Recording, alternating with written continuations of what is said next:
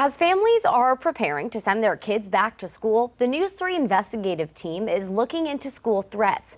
Investigative reporter Margaret Kavanaugh now has more on how they're handled and what we're seeing in Hampton Roads.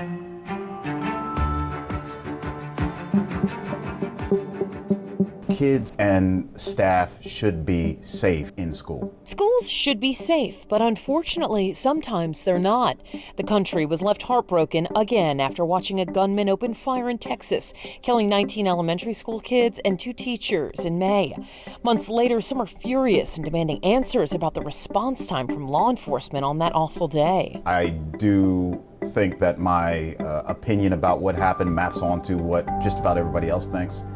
I don't know exactly what happened there, but it doesn't seem like it was best practice that we were looking at. Hampton Police Chief Mark Talbot says he doesn't have direct insight into what happened in Texas, but says learning from any tragedy is vital. I think it's important as a leader to consider the possibility that mistakes that are made in other places could happen here, and to use those mistakes as a conversation piece and as a lesson that is available to be learned here. Threats to schools are a reality in Hampton Roads. In December of 2021 at Camden Middle School, the sheriff said a group of students planned an attack on 4 other students.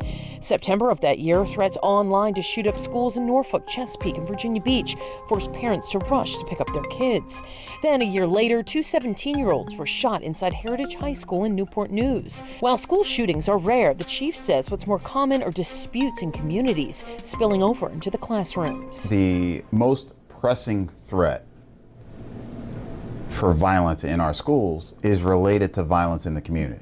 The News 3 I-Team uncovered other cases that didn't make headlines. A student seen on social media with a gun posting "Plaza Be Ready Friday" when asked if he was planning violence, allegedly writing "End of School." Yeah. That alleged threat planned for Plaza Middle School in Virginia Beach was found to be not credible, according to police. More court records reveal the principal at Salem High School, also in Virginia Beach, called police when a student posted online that she was going to shoot and kill her relatives.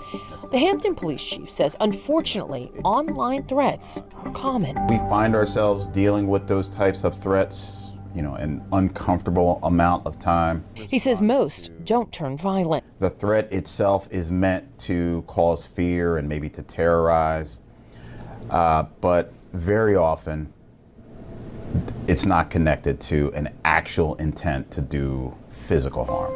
But how do police try to figure out if a person intends violence? Ultimately, you would look to see were any steps taken to facilitate violence. Did you obtain a firearm? Did you enter the school and scope out the location? Is there any evidence that there are specific targets that you have in your mind?